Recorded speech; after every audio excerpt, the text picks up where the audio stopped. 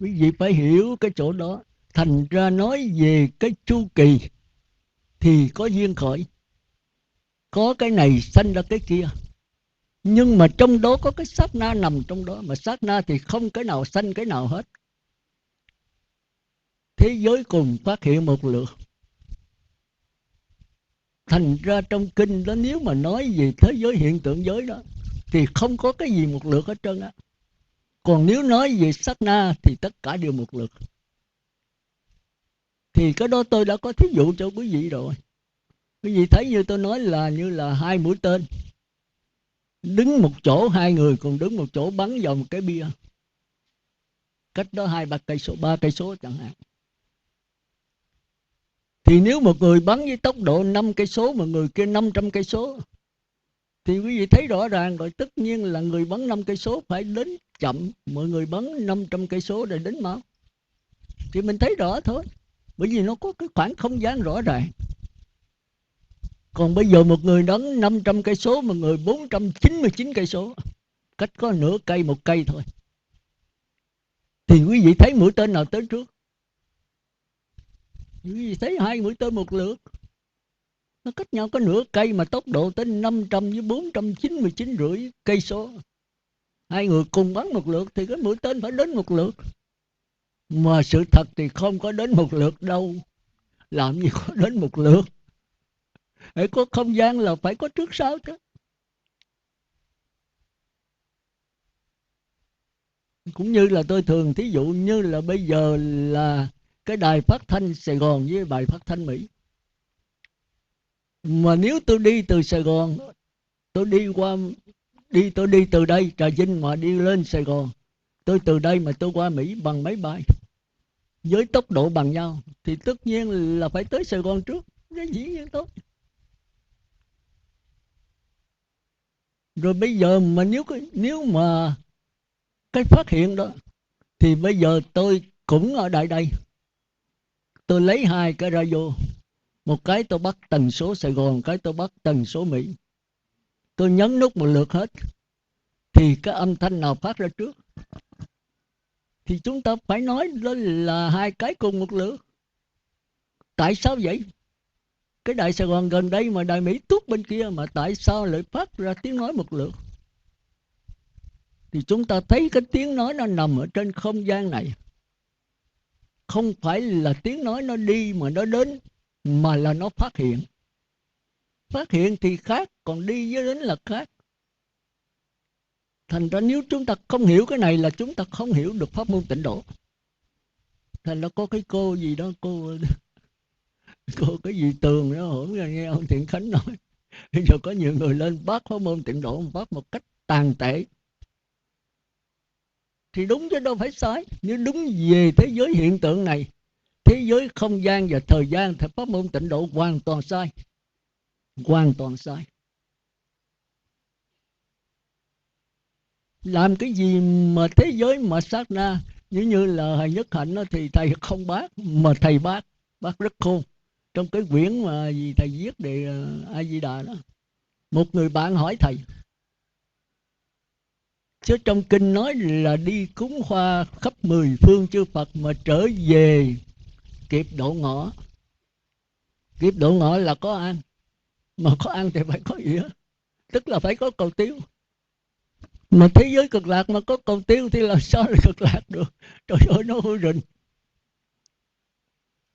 Mà trong đâu có nói là ăn hoàn đoàn thực, xúc thực, tư niệm thực, thức thực gì đâu. Trong kinh có 4 cái thực, mà thật sự tôi chưa từng thấy ai giảng cho nó rành nữa đó. Rồi tôi cứ trăn trở hoài giảng làm sao cho nó rõ. Tôi thấy trời ơi, tứ thực này thì nó nằm trong tam giới. Thì tôi cho giảng quý vị rồi. Thí dụ như cõi mà đoàn thực là cõi của chúng ta, thì phải có sắc thinh, sắc tài, danh lợi, ăn uống ngủ nghỉ, thì ăn vô thì bao tử thì phải ỉa đó phẳng dĩ nhiên rồi. Rồi nếu quý vị nhập định mà 7 ngày, 7 tháng, 7 năm, 700 năm, thì quý vị còn ăn bánh mì, còn ăn cơm nữa không? Quý vị ngồi cứng đơ như vậy mà 7.000 năm thì quý vị ăn bằng cái gì? Thì có đâu phải kêu là đoàn thực không? Có ăn có ỉa được không? Quý vị ăn bằng cái hỷ lạc, thì trong kinh nói rõ ràng. Nhập vào nhị thiền là sơ thiền là ly dục sanh ý lạc, nhị thiền là định sanh ý lạc, tam thiền là ly hỷ diệu lạc, tứ thiền là xả niệm thanh tịnh. Thì quý vị đâu còn ăn cái hy lạc, quý vị sống bằng cái sắc thân thứ hai. Thành ra cõi này không có mặt trời mặt trăng, không có vấn đề thì chết như con. Đâu có ăn gì, đâu có tiêu tiểu gì mà chết cũng không có hôi thối nữa, chỉ là biến mất thôi. Mà chúng ta đâu có tin được. Mà không tin thì phải làm sao? Chịu thôi. Còn muốn làm sao thì phải ngồi thiền đi. Chừng nào qua nhị thiền rồi trong cái lặng lẽo cái gì sẽ thầm hội. Hội là hiểu biết, thầm là âm thầm. Rồi người ta hỏi cũng không biết trả lời sao, giống như câm mà nó nằm chim bao. Tôi hỏi cái này cũng có nhiều hỏi thôi. Nghe rồi phải suy nghĩ tôi mà hỏi tôi câm nằm chim bao là sao chứ? Tức là mình thấy rồi lên diễn tả, không biết làm sao diễn tả. Giống như con rùa mà diễn tả cho con cá giờ mặt đất, làm sao mà diễn hai cảnh giới nó khác nhau rồi. Như vậy còn chưa đâu. Còn quý vị qua tứ thiền, sắc giới rồi qua tứ không thì không còn sắc thân thứ hai nữa. Cái đầu của quý vị sống mà sắc thân bên ngoài, mắt, tai, mũi, lưỡi, tim, can, tỳ, phế, thận. Rồi tới cõi mà sắc giới thì bỏ cái thân bên ngoài, quý vị ăn uống mà dây thần kinh. Vì thần kinh nó đâu có ăn uống, thì nó phải ăn bằng cái cảm giác hỷ lạc. Thì quý vị coi lợi sơ nhị tam thiền nữa tôi giảng sâu vào đó. Còn tới tứ thiền sắc giới thì nó không ăn sắc thân bên ngoài, không cần dây thần kinh nữa. Nó chỉ còn cái ốc trên này thôi, thượng đỉnh này thôi. Các dây thần kinh cảm giác là bỏ hết. Nó còn cái thần kinh tư tưởng một chút thôi. Nó không có thân bên ngoài, không có thân bên trong, không có cảm giác hỷ lạc luôn. Thì nó ăn bằng cái gì?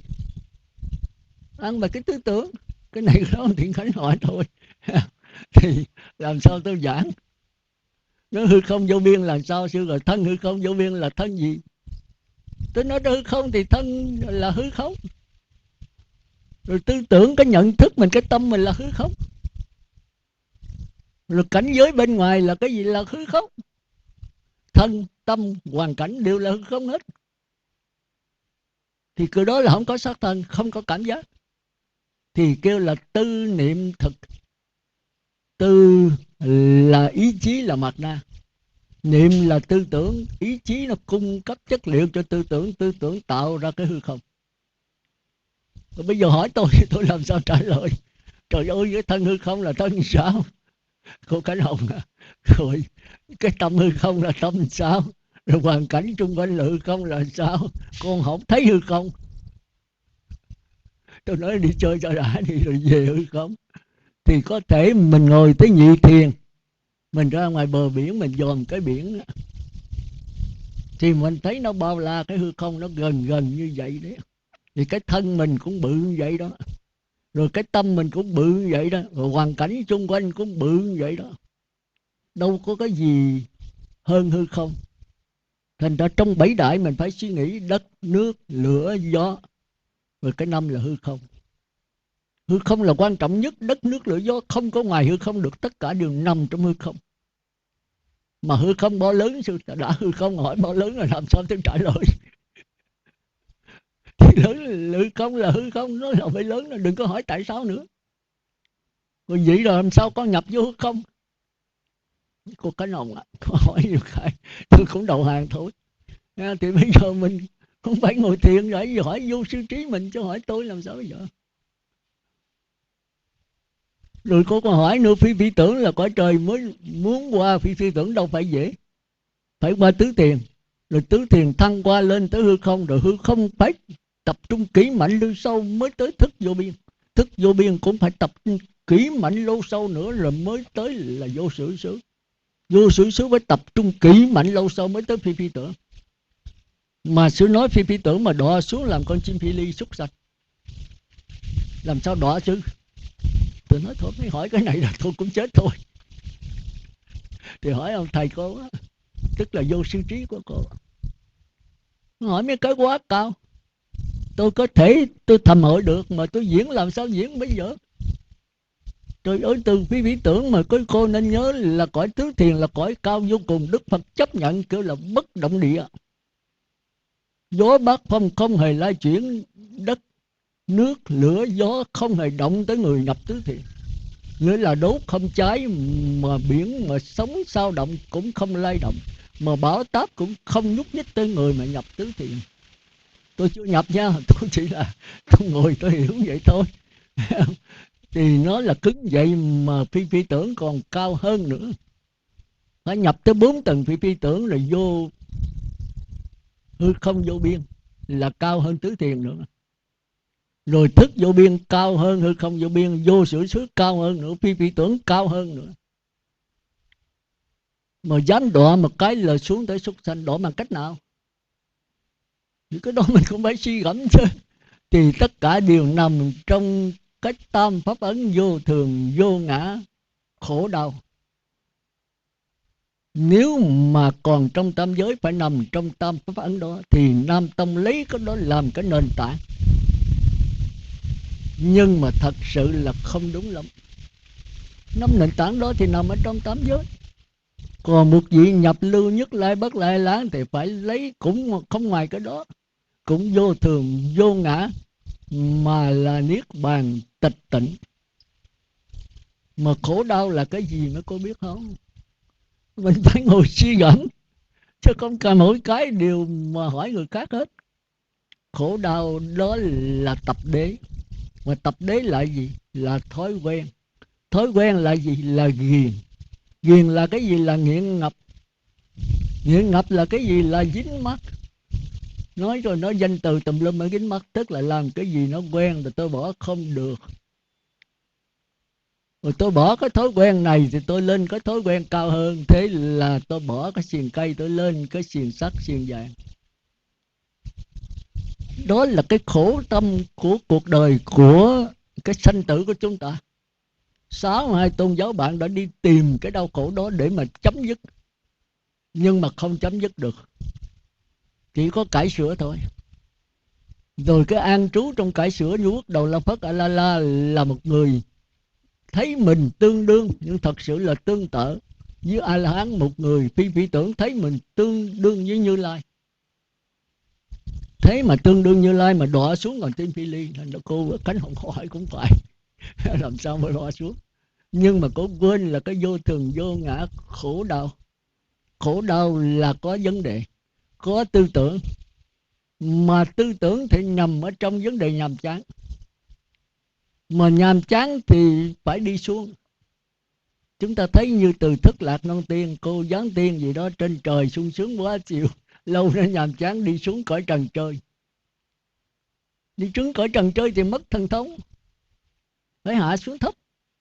Rồi nhờ cái hoa mẫu đơn, người ta cái chùa đẹp quá đưa cái tay tới, mà tiên mà đưa tay cõi trần thì nó rụng cái bông liễu. Thì nhà chùa bắt cột vô đó đền. Mà tiên mà làm sao có tiền dưới trần mà đền. Thì coi đó chúng ta thấy là nhàm chán đi xuống. Rồi từ Thức, từ cái cõi đó rồi bà Tây Dương Mẫu thấy là từ Thức có cái duyên đó, cô Giáng Tiên này mới là gả cô Giáng Tiên cho. Thì ổng đi chơi rồi mới hiện cái cảnh đó, là hiện xuống rồi mới con hạt mới chở ổng lên trên cõi trời.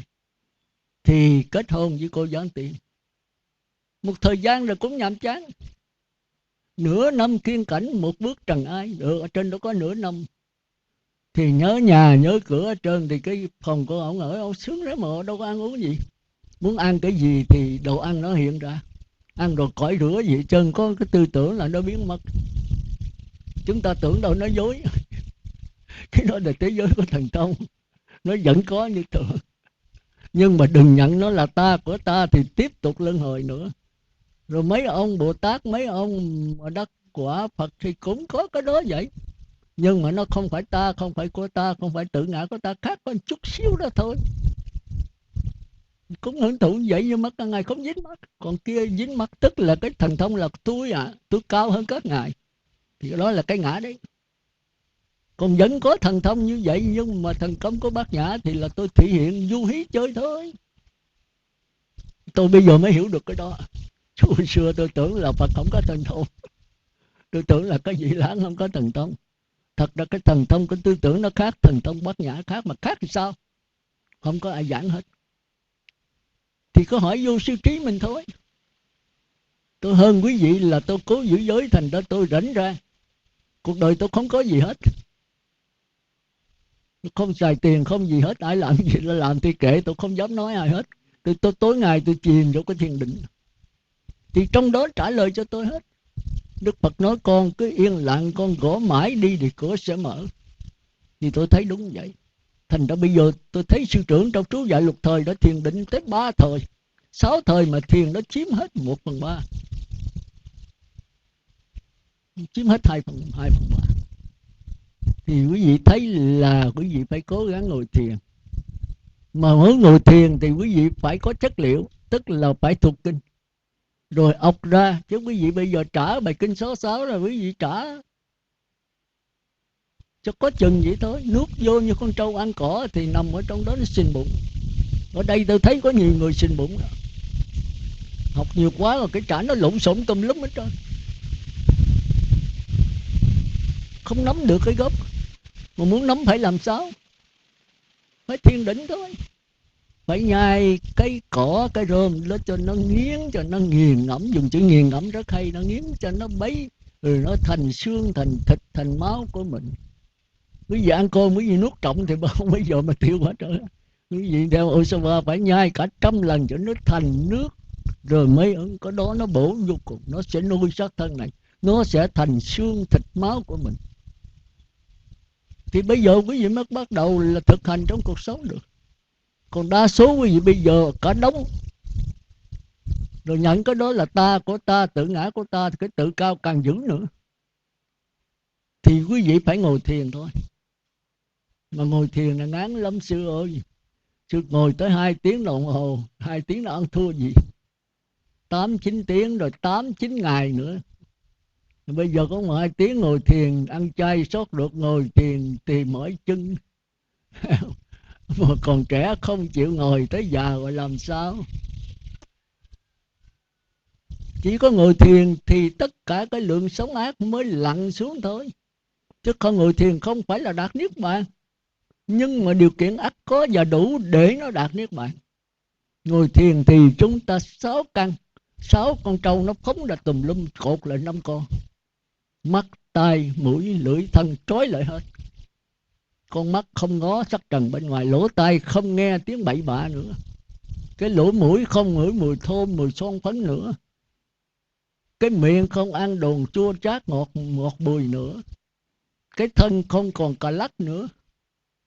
Nhưng mà còn cái óc, cái tư tưởng thì không cấm nó được đâu. Nó là ông tổ cha của 5 căn kia. Nó chạy tùm lum.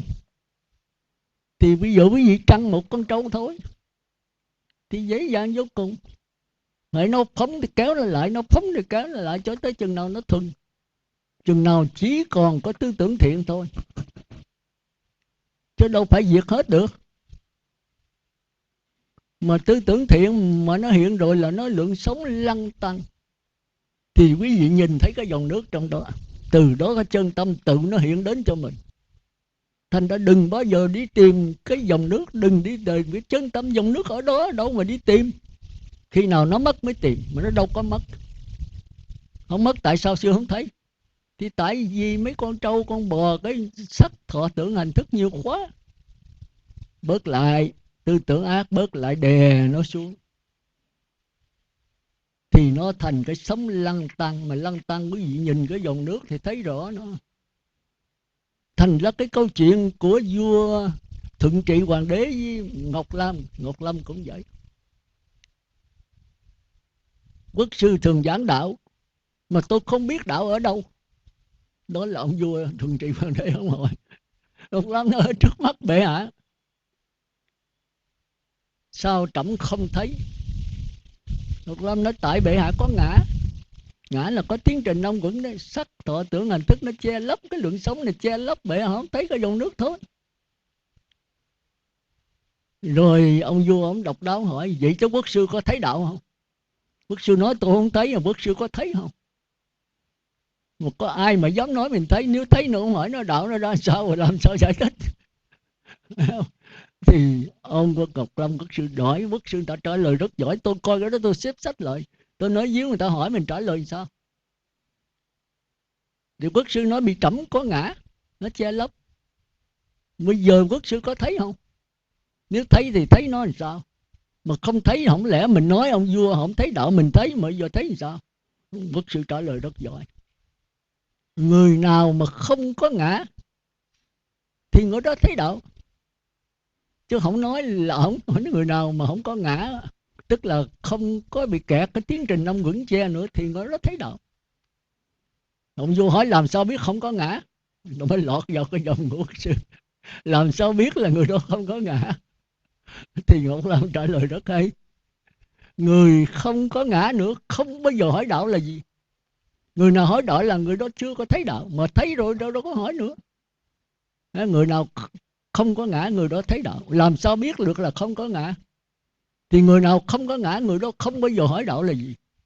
Còn bệ hạ hỏi ngã là bệ hạ còn là thằng ngốc. Bệ hạ cởi trên con lưng con trâu mà bệ hạ đi hỏi trâu, rồi làm sao tôi trả lời? Bệ hạ lấy cái mây bệ hạ che mặt trời, bệ hỏi mặt trời ở đâu. Thì bây giờ chỉ cần cho mặt trời, cái mây nó tan mất thì cái mặt trời nó hiện, mặt trời nó ở đó chứ ở đâu. Nhưng mà bệ hạ bị cái tiến trình của mây này mất sắc thọ tưởng hành thức. Bây giờ làm sao sắc tưởng hành thức nó mỏng bớt, thì cái mặt trời nó ở đó, từ xưa giờ nó vốn ở đó.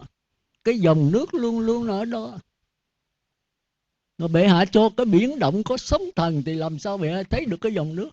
Mà dòng nước là gì? Là sóng thần là gì? Sống là lấy cái dòng nước làm sống, chứ đâu có ngoài cái dòng nước mà có sóng thần. Nhưng mà sóng thần có lúc lên có lúc chấm dứt, biển động thì chấm dứt. Còn cái dòng nước bao giờ nó cũng vậy.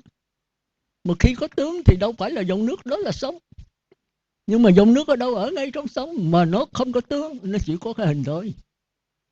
Thì có đó là cái nhức nhối. Rồi Thủ Lăng Nghiêm thì nói là cái dòng nước đó chưa phải là chân tâm. Mà dòng nước là dòng sao? Nó cũng không phải là dòng. Nhưng mà vì nó trôi chảy, mà trôi chảy thì dòng. Mà nó không có tướng, nó đứng lặng. Mà không có tướng thì chơn. Chỉ có nước là không không trôi chảy, đứng lặng mà bất biến, thì cái đó kêu là nước. Mà nước chỉ có láng mới đạt tới. Còn dòng nước là phải nhập lưu, nhất lai bất lai. Chứ làm sao mà tuôn một cái là nhận được nước liền. Dòng nước nó chảy chậm, rồi nó chảy vừa vừa, rồi nó chảy thật nhanh. Chảy chậm thì mình thấy cái hình dòng nước rõ ràng. Nó chảy nhanh thì có lúc là dòng nước, có lúc là hào quang. Có cái hình, có lúc là hào quang thì mất hình. Rồi chảy thật nhanh nữa thì chỉ có cái vùng hào quang thôi. Cái hình bắt đầu mong manh nhỏ xíu, mờ mờ. Cái đó là bất lai đấy. Rồi khi nó chảy một cách thần tốc nữa thì cái mờ mờ biến mất, còn một cái vùng hào quang rực rỡ hoàn toàn. Thì cái này là đứng lặng bất biến,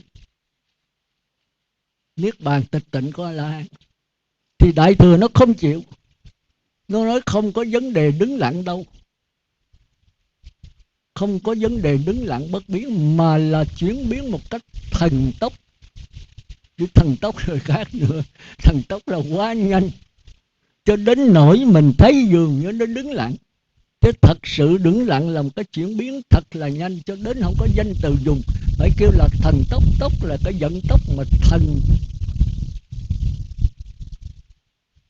thì tức là quá nhanh. Thì quá nhanh mình thấy dường như nó đứng lặng, mà thật sự là chuyển biến quá nhanh.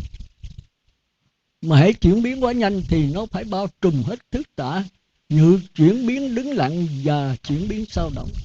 Thì đó là biển Như Lai. Thì chúng ta thấy giảng rất hay. Thì chúng ta coi trở lại thì cái kinh Na Tiên đó không phải sai, nhưng mà không toàn diện được.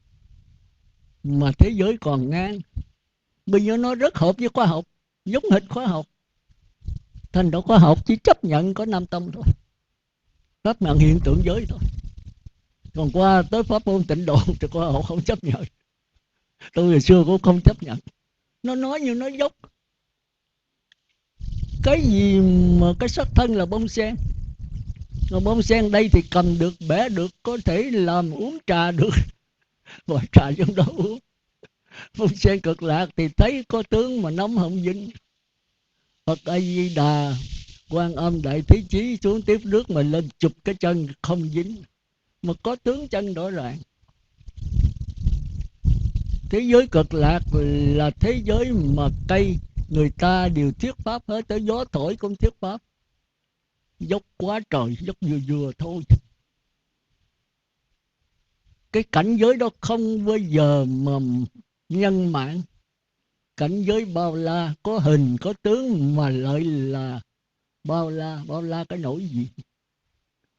Mà cảnh giới là vô lượng quang, vô lượng thọ, là cái hào quang cùng khắp, mà tuổi thọ đời đời kiếp kiếp không chết. Phải có sống thì phải chết, có hình phải có hoại. Cái này có hình có tướng mà lại không hoại, có sống mà lại không chết, nhức nhối. Thành ra trong kinh đó có nói rằng của lòng bác ái khắp trời, nói ra những pháp mà trong đời khó tin. Tin làm sao được? Muốn tin là chúng ta phải qua thế giới sát na. Mà thế giới sát na thì sư diễn tả tôi nghe coi, làm sao mà diễn tả được? Con rùa mà muốn diễn tả cho con cá lấy cái cõi đất cõi khô này thì chết mồ con rùa luôn. Nói cái gì nó cũng nói dốc. Thì chúng ta thấy hồi thời hiện tại đây là ông Phan Tịnh Giảng chết cũng bị cái vụ mà đi qua Pháp. Ông về ông nói xe người ta bển người ta chạy không cần ngựa. Rồi mà đèn ta đốt đó, người ta không cần đèn, không cần dầu. Mấy ông quan ngồi trên ghế cười cho tới lăn ở dưới đất. Đi xa về nói dốc. Đèn gì mà không cần đốt mà cháy, xe gì không cần ngựa mà chạy. Cái đó là nói dốc, làm gì có cái vụ đó. Mà thiệt tình nếu chúng ta mà ở mấy cái nước cổ lỗ thì chúng ta thấy đèn phải có dầu, có đốt, có hột quẹt nữa chứ gì mà đèn này không thì bật cháy. Còn xe mà không có ngựa kéo làm sao mà chạy. Lên là nhấn nút mà cái dông. Còn bây giờ chúng ta thấy cái đó dễ ợt. Nhưng mà đối thời cổ lỗ mấy trăm năm về trước thì cái đó quá lạ. Cũng như Đức Phật trong kinh nói bây giờ có nhiều cái nó trật. Không phải trật mà thời buổi đó nó đúng. Trong kinh nói cái gì không giữ giới giống nhau cất nhà mà ở dưới bãi biển. Nó không có cái nền. Rồi bây giờ tôi đi Mũi Né tôi thấy cất nhà cả 30-40 tầng, 50-70 tầng ở bãi biển không. Tôi không dám cất được thì tôi có sập đâu. Thì tôi hỏi mấy ông kỹ sư nói bây giờ không phải như xưa ơi. Nó có cái nền đàng hoàng ở dưới. Mà ông nói tôi có hiểu cái gì đâu. Thằng ngốc ở trong nhà quê đi ra thì có biết gì vấn đề khoa học bây giờ nó tiến tới vậy. Rồi ông nói cái biển Mang từ ở bên Pháp mà qua Anh đó, cách nhau 50 cây số. Nó làm cái đường xe lửa ở chạy ở dưới đáy biển á, không có nước nào vô hết trơn. Đi qua từ ở biển Măng mà qua bên Pháp, Anh Pháp cách 50 cây số.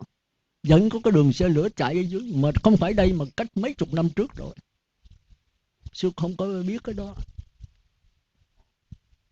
Thì mình chịu thôi. Thành ra trong cái quyển Tề Thiên Đại, trong cái quyển mà trong Tây Du Ký Tề Thiên Đại Thánh là có thần thông vô cùng. Người ta có thần thông thì cân đổ dân. Ông thì nói người ta là có thể bay là ông đằng dân thì thấp, ông cân đổ dân gấp chục lần cái thần thông này. Thì đâu có ai có bát giới thì có đằng dân thôi chứ đâu có cân đổ dân được. Sa Tăng cũng đằng dân thôi. Đằng dân là có mấy chục cây số, ông có mấy ngàn cây số. Ông nói đâu có ai hơn tôi 72 phép biến hóa. Bát giới Sa Tăng có 36, tôi gấp đôi. Như Lai nó ông giỏi mà ông nhảy qua bàn tay của Như Lai được không? thì tiếng cười nó trời ơi, cái ông Cồ Đàm thì cái ông mà ông Cồ Đàm này nghe nổi tiếng là ngon lành lắm mà gì mà cái bàn tay mà tôi nhảy không quá, tôi nhảy một cái là cân đổ dân mấy trăm ngàn cây số. Cái bàn tay của ngài có mấy tấc. Thật sự đâu có qua cái bàn tay, mà bàn tay là gì? Đó là sắc thọ tưởng hành thức. Thì các nhà khoa học bây giờ là thức vững vô cùng. Đằng dân động thổ dời non lấp biển. Tôi nghe cái ông Nhã giờ ông đi ngang ở chỗ Long An hay đâu, cái nhà lầu đó 2-3 tầng, cất rồi từ bên lỗ này nó dời qua bên lỗ bên kia. Nó dời làm sao mà y chang hả? Không có sập cái gì trơn, dời nguyên cả nhà lầu. Bây giờ làm được ở Việt Nam mình đó, không biết ở Long An chỗ nào đi ngang cũng chỉ tôi bữa nào. Nói cái nhà này là chưa biết không, từ bên đây lộ mà dời qua bên kia lộ. Không có hư hao cái gì hết, đồ đạc để y chang. Cái đó là thường thôi, bây giờ mới nghĩ nó làm còn nhiều cái còn động trời động đất. Nhưng mà không qua cái bàn tay của Phật. Không có làm gì quá hết. Thôi tôi nói đến đây thôi, nãy giờ quá giờ rồi. Bây giờ tới quý vị. Ôi, quá tới nửa tiếng rồi. Bây giờ trả bài hả? Trả bài cho tôi. Về cái bài kinh 66 tôi tính giảng mà tôi nhiều chuyện quá. Mà nó cũng không giảng tới đâu hết. Bây giờ trả thì... Bây giờ tôi kêu hay không? Hay là phát tâm? Thì trước sau gì người nào cũng phải trả hết à. Thì đây là cái nền tảng của sanh tử của chúng ta. Thì ai chưa thuộc thì chậm chậm. Mà tôi thấy dễ ợt thôi. Cái cô gì đó mà tôi thấy là tôi kêu với cô Lan Chi gì đó, cô đâu có coi. Vô đây rồi kêu mấy người khác, cô ngồi có coi chút xíu là cô trả được à. Sinh viên đại học mà, học sinh bây giờ đó là nó đáng sợ lắm. Giỏi quá đi. Mà giỏi gì việc đời á, còn cái sinh tử không biết làm sao. Nam mô Bổn Sư Thích Ca Mâu Ni Phật. Kính bạch sư, con pháp danh là Diễm Ngọc. Hôm nay con xin trả bài kinh 66. Kinh 66 gồm có 6 phần. 1 là phần dẫn nhập, 2 là trình bày kinh 66, 3 là 36 pháp là vô ngã, 4 là sự tập khởi và đoạn diệt thân kiến, 5 là sự tập khởi là đoạn tận 5 tham sân si, 6 là phần kết luận.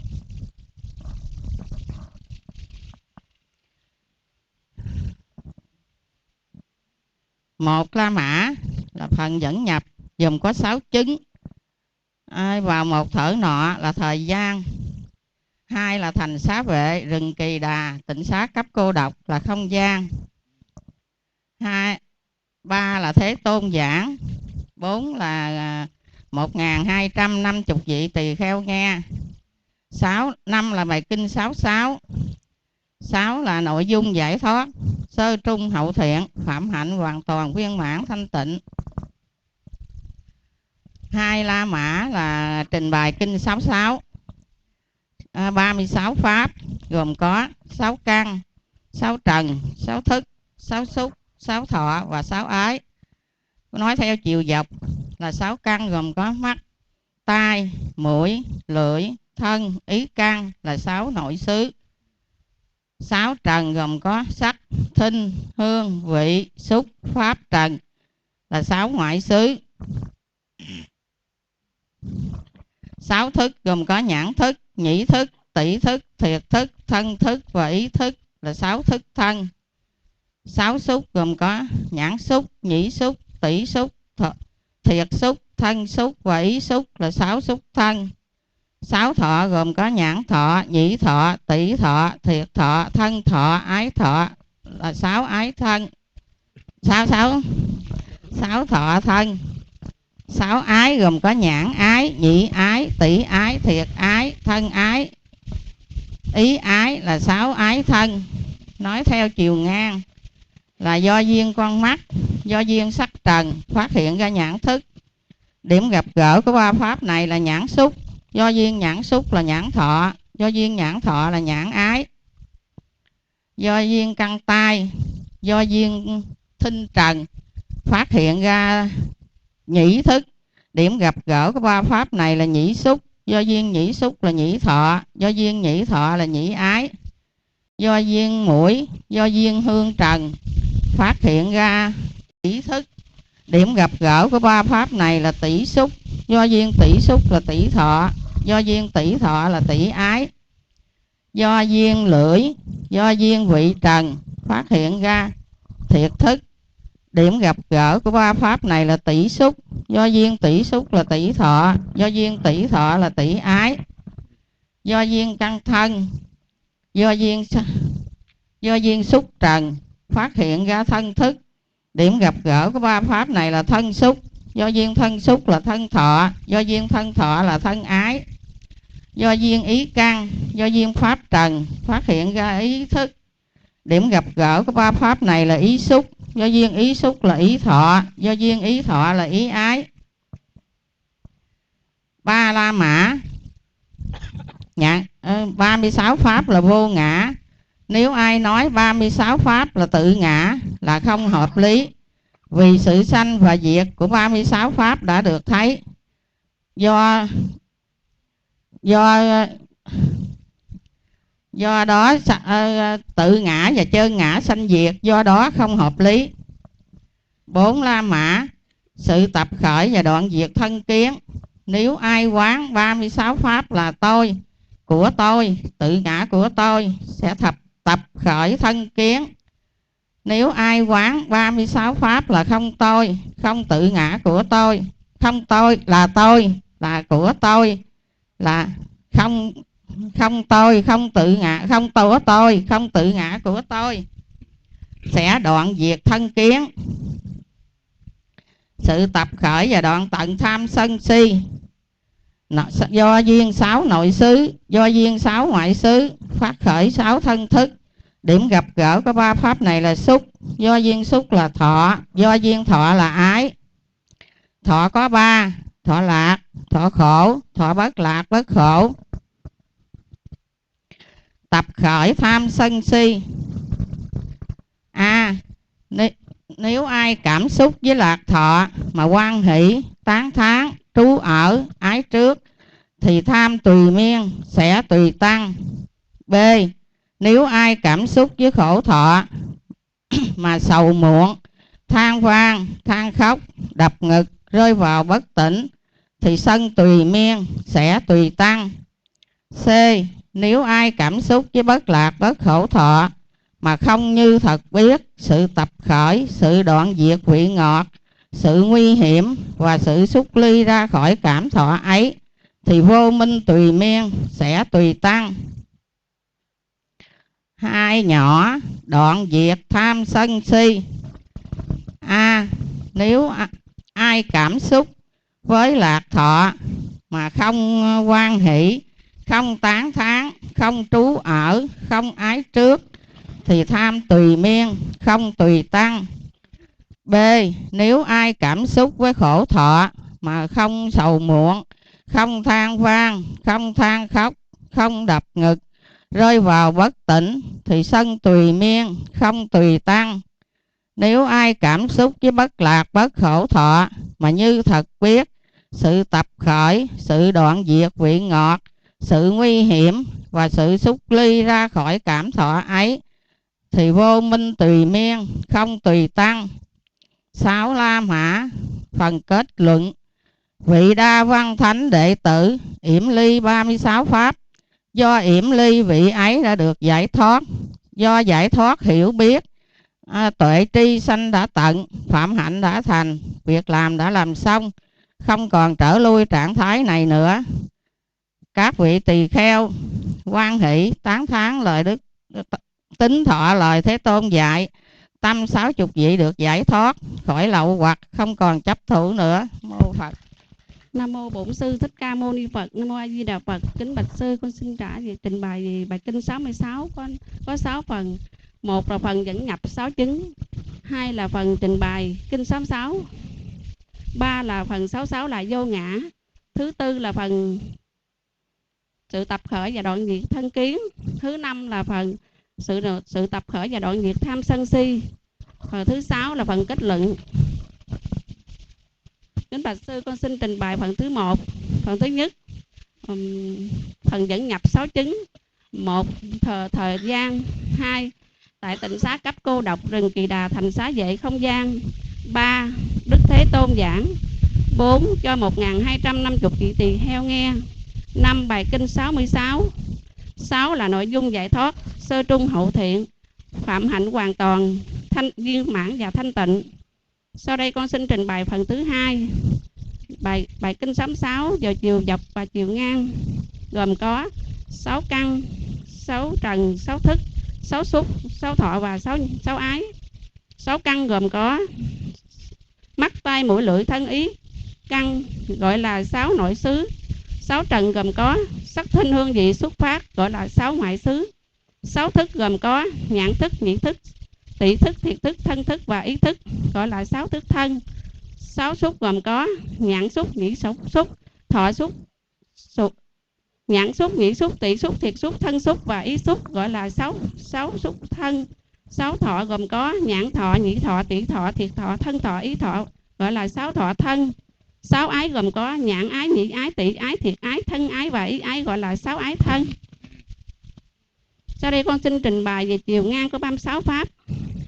Do duyên mắt, do duyên sắc trần phát hiện ra nhận thức, sự gặp gỡ của ba pháp là nhãn. Do duyên nhận xúc là nhãn thọ, do duyên nhận thọ là nhãn ái. Do duyên tai, do duyên thinh trần phát hiện ra nhĩ thức, sự gặp gỡ của ba pháp là nhĩ xúc. Do duyên nhĩ xúc là nhĩ thọ, do duyên nhĩ thọ là nhĩ ái. Do duyên mũi, do duyên hương trần phát hiện ra tỷ thức, sự gặp gỡ của ba pháp là tỷ xúc. Do duyên tỷ xúc là tỷ thọ, do duyên tỷ thọ là tỷ ái. Do duyên lưỡi, do duyên vị trần phát hiện ra thiệt thức, sự gặp gỡ của ba pháp là thiệt xúc. Do duyên thiệt xúc là thiệt thọ, do duyên thiệt thọ là thiệt ái. Do duyên thân, do duyên xúc trần phát hiện ra thân thức, sự gặp gỡ của ba pháp là thân xúc. Do duyên thân xúc là thân thọ, do duyên thân thọ là thân ái. Do duyên ý căn, do duyên pháp trần phát hiện ra ý thức, sự gặp gỡ của ba pháp là ý xúc. Do duyên ý xúc là ý thọ, do duyên ý thọ là ý ái. Con xin trình bày phần thứ 3. 66 là vô ngã. Nếu ai nói 36 pháp là tự ngã, không hợp lý, sự sanh và diệt của 36 pháp đã được thấy. Vậy sự tự ngã hay chân ngã sanh diệt do đó không hợp lý. Phần thứ 4, sự tập khởi và đoạn diệt thân kiến. Nếu ai quán 36 pháp là tôi, của tôi, tự ngã của tôi sẽ tập khởi thân kiến. Nếu ai quán 36 pháp là không tôi, không tự ngã của tôi, không tôi, không tôi là không tôi, không tự ngã, không của tôi, không tự ngã của tôi sẽ đoạn diệt thân kiến. Phần thứ 5, sự tập khởi và đoạn tận tham sân si. Nếu ai cảm xúc với lạc thọ mà quan hệ do duyên 6 nội xứ, do duyên 6 ngoại xứ phát gởi ra 6 thức thân, điểm gặp gỡ của ba pháp là 6 xúc. Do duyên 6 xúc là 6 thọ, do duyên thọ là ái. Thọ có 3 thọ: thọ lạc, thọ khổ, thọ bất lạc, bất khổ. Tập khởi tham sân si. Nếu ai cảm xúc với lạc thọ mà quan hỷ tán thán trú ở ái trước thì sân tùy miên, tham tùy miên sẽ tùy tăng. Nếu ai cảm xúc với khổ thọ mà sầu muộn, than gian, than khóc, đập ngực rơi vào bất tỉnh thì sân tùy miên sẽ tùy tăng. Nếu ai cảm xúc với bất lạc, bất khổ thọ mà không như thật biết, sự tập khởi, sự đoạn diệt vị ngọt, sự nguy hiểm xuất ly ra khỏi cảm thọ ấy thì vô minh tùy miên sẽ tùy tăng. Sự đoạn diệt tham sân si. Nếu ai cảm xúc với lạc thọ mà không quan hỷ, không tán thán, không trú ở, không ái trước thì tham tùy miên, không tùy tăng. Nếu ai cảm xúc với khổ thọ mà không sầu muộn, không than gian, không than khóc, không đập ngực rơi vào bất tỉnh thì sân tùy miên, không tùy tăng. Nếu ai cảm xúc với bất lạc, bất khổ thọ mà như thật biết, sự tập khởi, sự đoạn diệt vị ngọt, sự nguy hiểm xuất ly ra cảm thọ ấy thì vô minh sẽ không tùy tăng.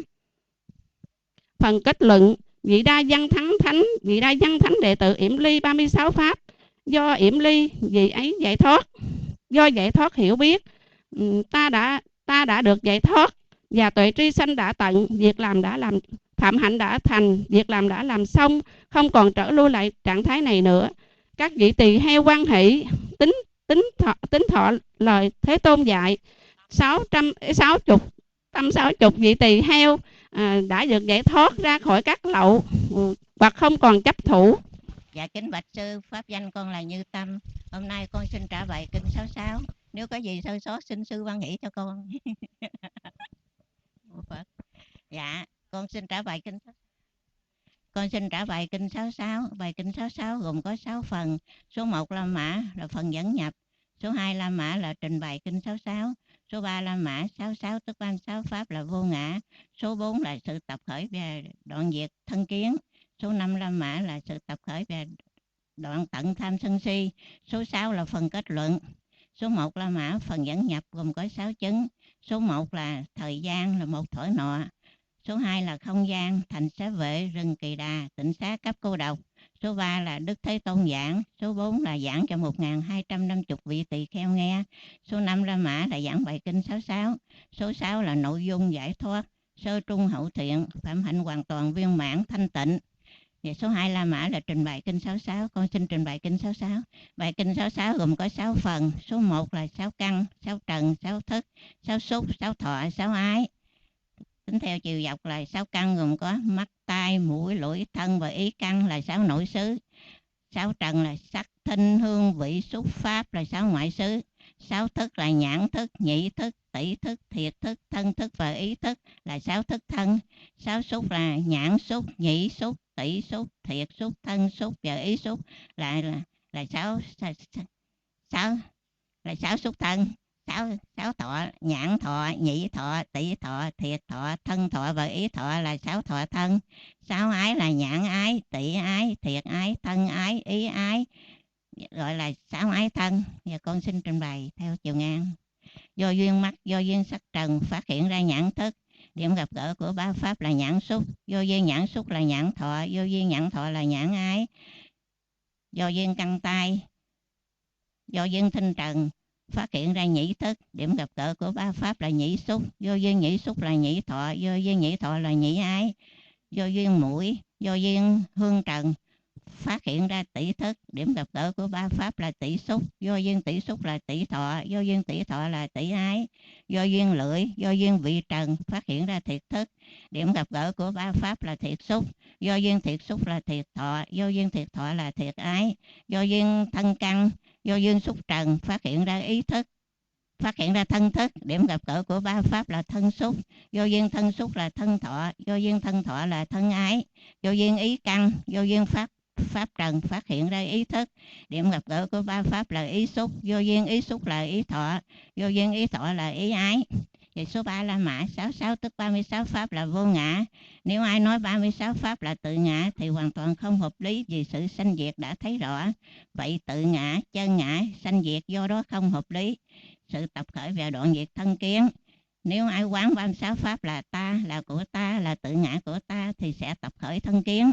Còn nếu ai quán 36 pháp là không ta, không của ta, không tự ngã của ta sẽ đoạn diệt thân kiến. Số 5 La Mã sự tập khởi và đoạn tận tham sân si. Do duyên 6 nội xứ, do duyên 6 ngoại xứ phát khởi ra 6 thân thức. Điểm gặp gỡ của ba pháp là xúc, do duyên xúc là thọ, do duyên thọ là ái. Thọ có 3, thọ lạc, thọ khổ, thọ bất lạc, bất khổ. Sự tập khởi tham sân si. Nếu ai cảm xúc lạc thọ mà quan hệ tán thán, trú ở ái trước thì tham tùy miên sẽ tùy tăng. Còn nếu ai cảm xúc khổ thọ mà sầu muộn, than van, than khóc, đập ngực, rơi vào bất tỉnh thì sân tùy miên sẽ tùy tăng.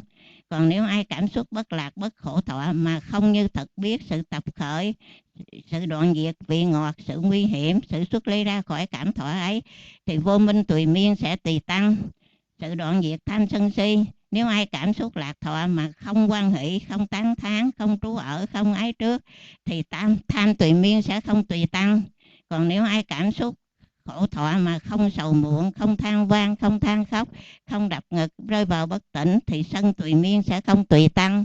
Còn nếu ai cảm xúc bất lạc, bất khổ thọ mà như thật biết sự tập khởi, sự đoạn diệt, vị ngọt, sự nguy hiểm, sự xuất ly ra khỏi cảm thọ ấy thì vô minh tùy miên sẽ không tùy tăng. Số 6 La Mã là phần kết luận. Vị Đa Văn Thánh đệ tử đã yểm ly 36 pháp. Do yểm ly vị ấy được giải thoát. Do hiểu biết giải thoát, do hiểu biết giải thoát, tuệ tri sanh đã tận, việc làm phạm hạnh đã thành, việc làm đã làm xong, không còn trở lui với trạng thái này nữa.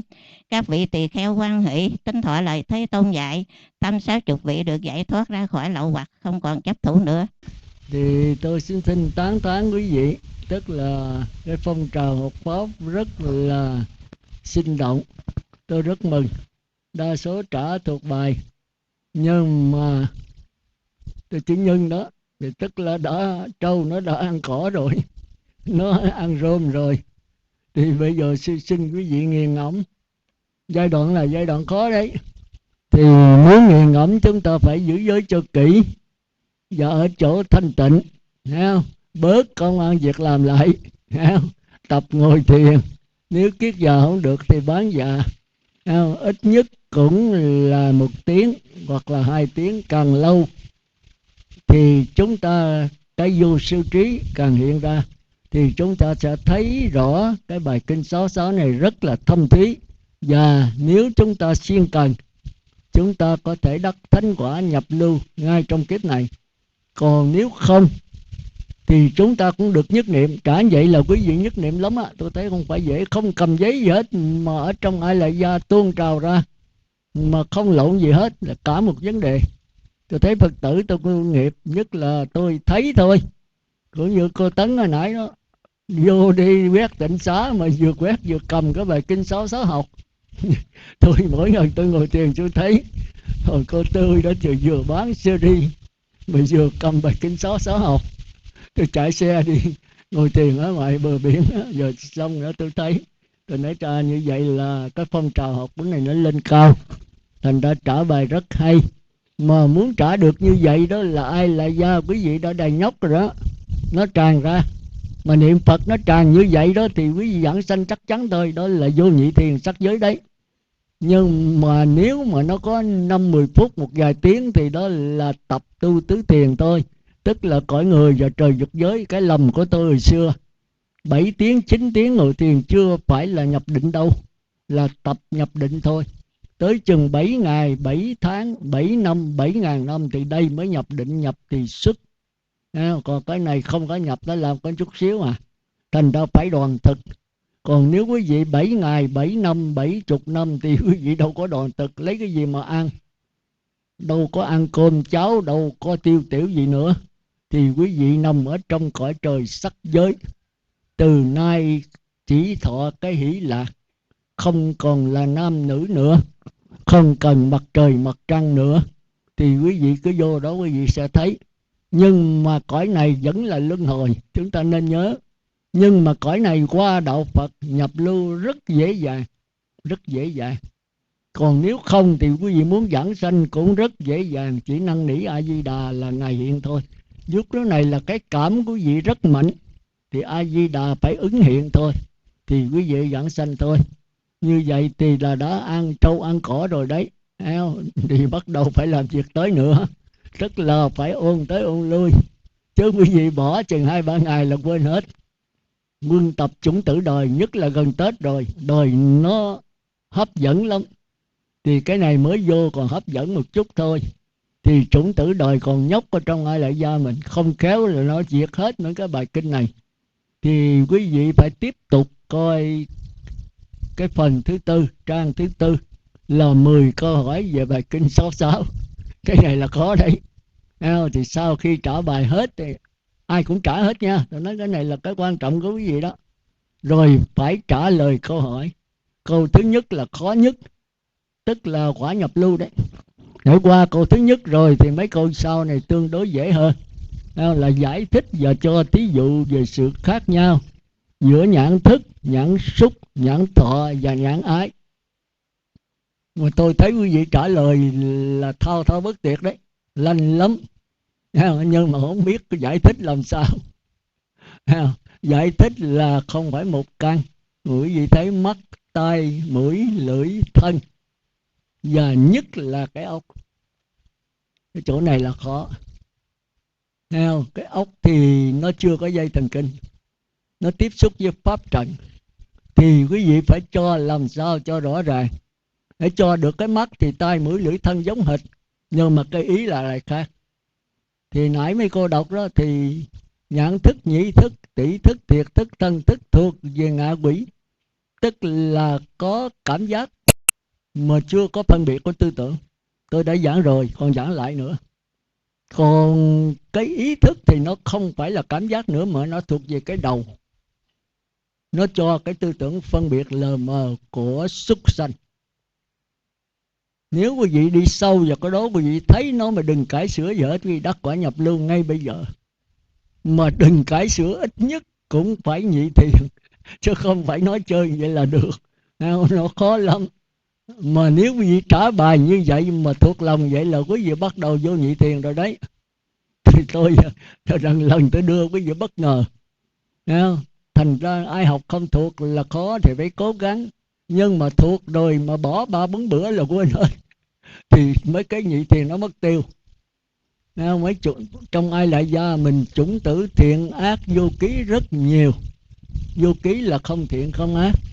Còn chủng tử niệm Phật như vậy đó là chủng tử thiện. Mấy họ đọc bài cho thuộc là thiện thôi. Nhưng mà nếu quý vị phát nguyện nữa, A Di Đà ơi con là chủng tử thiện, chủng tử ác con đè nó rạp xuống hết rồi. Nó chỉ còn nhũng tử mà thâm căn cố đế, nó già nó không chết, nó nằm nó chờ thời đặng nó quật lên. Còn những cái mầm nào hột giống nào non thì bị tiêu diệt thôi. Thì quý vị coi chừng, nếu quý vị ra đời nữa thì chủng tử đời nó thắng, thì chủng tử trả bài mất tiêu hết. Bây giờ phải liên tục thiền định, tới về sắp xếp. Tôi thấy đây là đa số cũng có thời giờ đấy, không nhiều. Thì 1 tiếng, 2 tiếng không được thì 1 tiếng, 1 tiếng không được thì nửa tiếng. Nửa tiếng không được thì ráng 15 phút. Như cái cô mà tôi đã đâu có rảnh. Mà ở đây đa số cũng không ai rảnh hết. Có người rảnh nhiều, có người rảnh ít. Còn nói hoàn toàn không rảnh thì tôi không tin cái vụ đó. Thôi cái đó thì đừng đến nữa. Không có người nào mà không hoàn toàn không rảnh hết trơn. Sắp xếp rồi cũng được 15 phút, nửa tiếng. Nhưng mà đạo Đức Phật nói cái đó không quan trọng. Sắp xếp cho có, rồi phải bền. Tiếp tục hoài, kiến mà tha lâu thì đầy ổ. Nước chảy mãi thì đá phải mòn. Gõ mãi đi rồi cửa giải thoát nó sẽ mở cho quý vị. Thì cái đó không ai làm được, chỉ có mình làm thôi. Thành ra người đáng tán thán nhất chính là ta. Mà người đáng chê nhất, đáng tê tiện nhất cũng chính là ta. Lười biếng nhất cũng là ta. Mà tán thán nhất thành Phật cũng chính là ta. Mà cái ta đây là cái bền bỉ. Thì quý vị bền bỉ, tập trung mạnh, kỹ, lâu, sâu đi, quý vị sẽ làm được tất cả. Nhưng mà khi qua Bát Nhã rồi phải dứt bỏ cái đó. Thì cái đó nói sao? Cái đó là một cái đau đớn vô cùng. Mà dứt bỏ mà không có cách dứt. Chỉ làm sao cho bớt cái vọng tưởng ác. Mà muốn bớt vọng tưởng ác thì phải lấy vọng tưởng thiện đè nó xuống. Chơi cái pháp đối trị. Mà đè tới một lúc nào cái vọng tưởng ác nó nằm bẹp hết rồi. Còn cái lăng tăng của vọng tưởng thiện thì quý vị nhận cái Phật tánh nó sẽ hiện ra với quý vị. Chỉ có vậy thôi. Đừng có mong cầu mà đi tìm cái dòng nước chân tâm. Nó hiện ra đối với quý vị khi quý vị dùng tư tưởng thiện đè tư tưởng ác. Thì nếu mà tiếp tục nữa mà nó quá tải, tưởng ác nó bật trở lại nữa thì bao nhiêu tiêu hết. Mà muốn không quá tải, quý vị phải bền bỉ trong cuộc sống này. Tức là sát thân phải giữ giới cho kỹ. Mà giữ giới cho kỹ mà không gần thầy sáng bạn lành, quý vị chơi với mấy người xì ca ma tí, trộm cắp cờ bạc thì quý vị chết. Gần mực thì đen. Quý vị phải lánh xa những người đó. Lánh xe chứ đừng có mà nói xấu nó quật mình chết. Mình là ai làm sao làm, miễn tôi thành Phật thôi. Ai nói gì nói. Thì ta cứ vững như kiền 4 chân 3 chân. Như vậy thôi. Thì chúng ta cố gắng đi hoài cho đến. Rồi cuối cùng qua nhị thiền, khi kinh nghiệm kiến thức già dặn rồi thì chúng ta trở nên một người giống như Phật, giống như A-la-hán.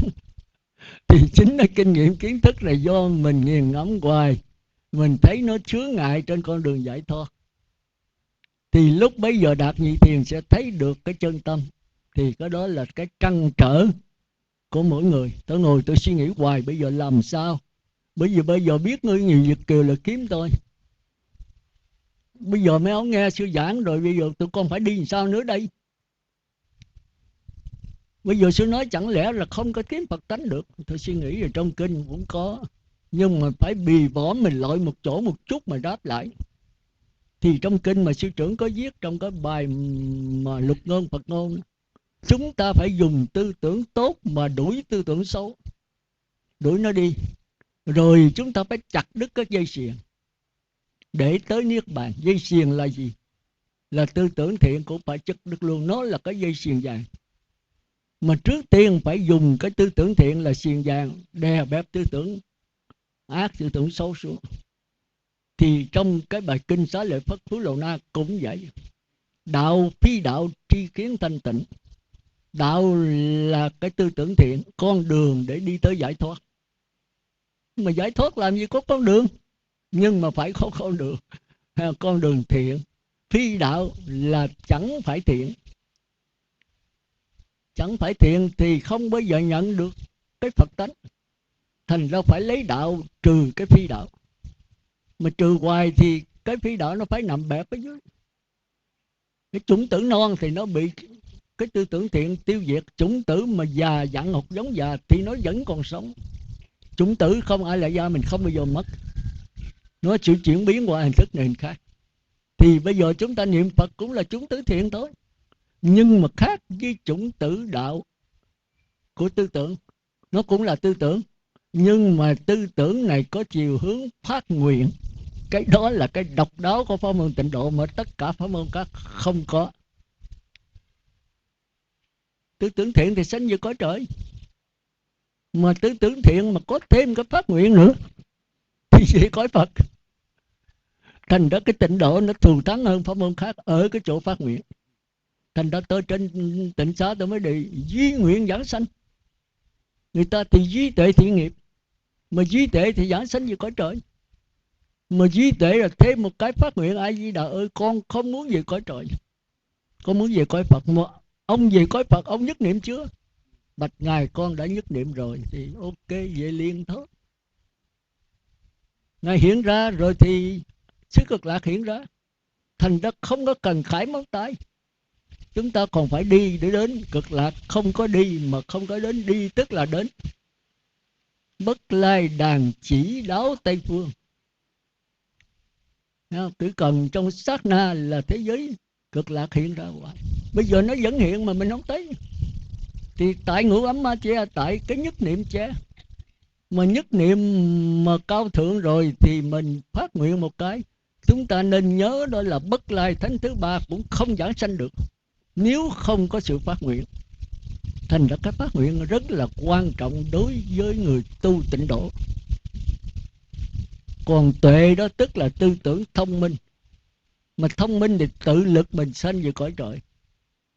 Thông minh không thể về cõi Phật được. Bởi vì cõi Phật là cõi sát na. Mà cõi sát na là cõi nói dốc. Nếu mà dùng tư tưởng không thể hiểu cõi sát na được.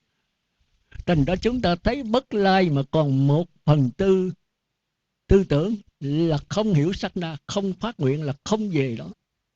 Chỉ có A-la-hán mới hiểu cõi được Tịnh Độ thôi. Mà nếu bắt không đúng tần số là A-la-hán cũng không về đúng nữa. Chúng ta thấy trong kinh có kể câu mà Một Kiền Liên thần thông đệ nhất của Đức Phật. Thì Ngài dư sức về xứ giới Cực Lạc, Ngài mới dùng thần thông đi về xứ giới Cực Lạc của Phật A Di Đà. Mà cõi Tịnh Độ đâu phải một cõi, bao nhiêu cõi Quế Độ thì có bấy nhiêu cõi Tịnh Độ. Ngài đi lạc qua cái cõi Phật của Đại Thông Trí Đăng. Ngài niệm là đi về Cực Lạc A Di Đà, mà Ngài không nhờ A Di Đà tiếp dẫn, tự lực đi. A-la-hán rồi mà nó nắm hết cái là bằng cái bản thể của Như Lai rồi, báo thân. Còn ứng hóa thân thì chưa có thôi. Rồi về sau Ngài đi lạc qua Đại Thông Trí Thắng cũng là Tịnh Độ. Mà thế giới đó con người ta lớn thù thắng thì Ngài có bằng con kiến thôi. Ngài mới bò trên cái bát của tỳ kheo đi quanh cái bát. Thì vị tỳ kheo mới lấy tay bắt bỏ. Thì đang đổ cơm vậy là Như Lai mới nói là không phải là kiến đâu nghe ông. Ông Một Kiền Liên đấy, ông là đệ tử thần thông hạng nhất của Đức Phật Thích Ca Mâu Ni đó. Ông đi qua Cực Lạc mà ông đi lạc qua đây. Thì chúng ta thấy là cái độc đáo chỗ đó. Rồi thần thông thì nghe được tiếng nói của Như Lai. Ông nghe nói mà trời ơi, mày lọt qua Đại Thông Trí Thắng rồi, bây giờ mình làm sao hóa hiện ra. Ông mới dùng thần lực ông hóa hiện lớn. Hóa hiện không nổi. Vì thế giới đó người ta bự quá đi. Mà cái thần lực ổng là nó là có cỡ thần lực Như Lai thì có thể hóa hiện bao nhiêu cũng được. A-la-hán nó có cái tầm cỡ nào thôi. Cũng như A-la-hán là biết được cái quá khứ có 700-800 kiếp thôi. Còn trên nữa là không biết. Như Lai biết vô lượng kiếp. Thì Ngài có thể thị hiện lớn nhưng mà vừa phải thôi. Mà thế giới của Đại Thông đến thế giới cực lạc mà làm sao bằng cái tướng người ta được. Ngài thể hiện hoài không có lớn được. Ngài mới giải thế giới Như Lai Đại Thông Trí Thắng rồi, chứ mới trợ lực cho Ngài mới là bằng, mới thấy chư tỳ kheo được. Thôi tôi kể khúc thôi, xanh xanh đỏ đỏ cho quý vị ha. Thì câu chuyện nó còn dài, nhưng mà biết khúc thôi. Vậy thì trước khi dứt lời, tôi xin quý vị là coi cái phần sau này 10 câu hỏi được rút ra từ bài kinh này. Thì 10 câu hỏi này tôi đã có giảng gần 30 năm về trước rồi. Bây giờ giảng lại, nhưng mà khác chứ không giống Nó đi thật là sâu sắc hơn, và nó khích cao hơn, nó sáng tỏ hơn. Thấy không? Hồi trước rồi tôi đi Bát Nhã, nhưng mà lâu đầu tiên là toàn tư tưởng có chút xíu Bát Nhã thôi. Tôi biết Bát Nhã mà không biết cách tu. Rồi kỳ sau thì Bát Nhã tư tưởng nó gần hơn nữa nha. Rồi kỳ thứ 3 đó thì Bát Nhã lấn lướt nhiều, nhưng mà cũng chưa có khích cao. Mà tôi tính nghĩ rồi, tôi thấy bây giờ giảng lại nó sâu quá, mà mình không đủ khả năng để giảng. Mà Phật tử chưa cắt đủ cái khả năng mà tiếp thu cái lời giảng của mình. Tôi tính nghĩ rồi, tôi dần vô Lò Thiêu. Thì mấy đại Phật tử này lớn thì muốn thỉnh tôi giảng nữa. Tôi nói mấy ông đầy đủ, nó chưa đâu sư, nó còn nhiều cái chiều sâu, còn thấy sư phải giảng lại. Thì nãy tôi kể đó, mấy ông lớn thiện nam với mấy cô thì cũng cần để giảng. Tôi nói tiêu giảng lại thì khó phải trả bài chứ không phải như trước nữa. Trả rồi hãy qua cái lớp đó hiểu tôi giảng tiếp, còn không thì nghỉ. Ông nói được, tụi con cố gắng thôi. Thì bắt đầu mới có bài giảng hôm nay. Và tôi bắt đầu làm khó quý vị. Bắt quý vị nhất định là phát tâm mà như bắt buộc. Tôi thường dùng hai cái đó, có câu thông. Phát tâm mà nếu không phát tâm là tôi nghĩ thôi, thì như là bắt buộc. Thì quý vị phải trả như vậy tôi rất mừng. Mà đây là mới cái đoạn sơ cơ thôi Còn tới trả lời câu hỏi số 1 là quý vị mệt đấy. Bởi vì nó tới 6 căn, 6 trần, 6 thức mà phải coi thí dụ mắt, rồi thí dụ tai, rồi mũi, rồi lưỡi, rồi thân. Mà nhất là cái ốc là cái rắc rối nhất. Cái pháp trần là cái khó nhất. Mà đâu phải một thí dụ tôi hỏi trả lời tôi cho xin 2 thí dụ, 3 thí dụ đâu quý vị chết. Thành ở ngoài phải nghiền ngẫm hoài. Thì từ đây cho tới Tết, qua Tết thì chúng ta 5 bữa mùng 1 là Chủ nhật, thì chúng ta cũng không có học nữa. Thì mùng 8 mới Chủ nhật nữa.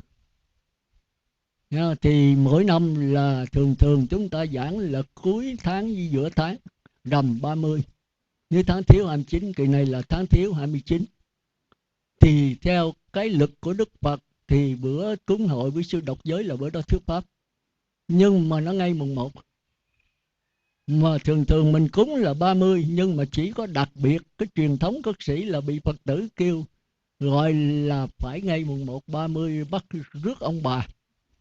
Thì đó không ai đi. Thì 30 không có cúng, 29 nào không có cúng, cúng mùng 1. Mùng 1 thì ngay Chủ nhật.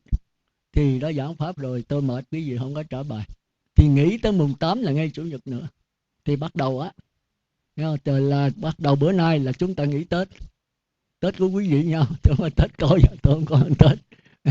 Thì quý vị nghỉ, rồi bữa 23 quý vị đến đây quỷ lạo, quý vị về nghỉ. Đưa ông Táo rồi quý vị đi là ông Táo, quý vị lên trời tấu với Ngọc Hoàng sau đó cho quý vị thông minh một chút. Rồi tới mùng 8 quý vị trở xuống. Trở xuống trả bài cho tôi. Ngọc Hoàng là chứng minh cho con có thông minh một chút. Nhưng mà con không về với Ngọc Hoàng đâu. Cõi trời con ngán lắm. Mà con muốn thông minh với Ngọc Hoàng, rồi con không hưởng thụ, mà con về với Phật A Di Đà của con, về cái quê hương cực lạc từ xưa giờ của con.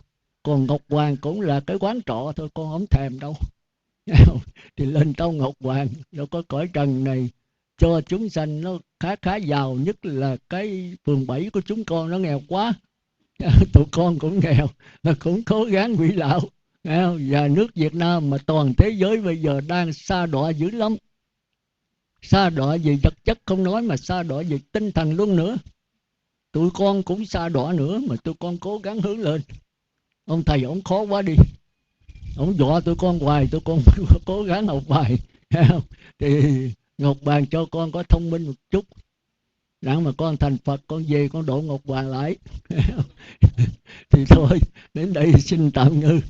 Trước khi dứt lời một lần nữa cầu chúc cho pháp hội của chúng ta cũng như toàn thể pháp giới đều chống giảng sanh cực lạc và thành Phật đạo. Nam mô A Di Đà Phật. Mô